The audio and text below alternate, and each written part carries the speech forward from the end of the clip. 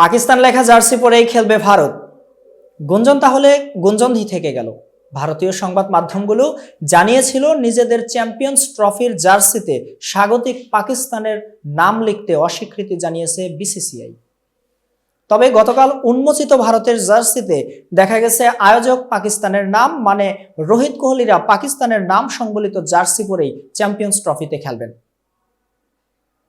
আয়োজক পাকিস্তান হলেও ভারত তাদের ম্যাচগুলো খেলবে সংযুক্ত আরব আমিরাতে। এরপরও নিয়ম অনুসারে জার্সিতে মূল আয়োজক পাকিস্তানের নাম রাখার কথা ভারতের। বৈশ্বিক টুর্নামেন্টগুলোয় এমনটাই হয়ে আসছে, সব দলের জার্সিতে টুর্নামেন্টের লোগোর নিচে স্বাগতিক দেশের নাম ও সাল লেখা থাকে। কোনো কারণে টুর্নামেন্ট অন্য কোনো দেশে সরে গেলেও আয়োজক দেশের নামটাই লেখা থাকে। 2021 টি-20 বিশ্বকাপ ভারত থেকে আরব আমিরাতে সরে গেলেও সব দল ভারত 2021 লেখা জার্সি পরেই খেলেছে।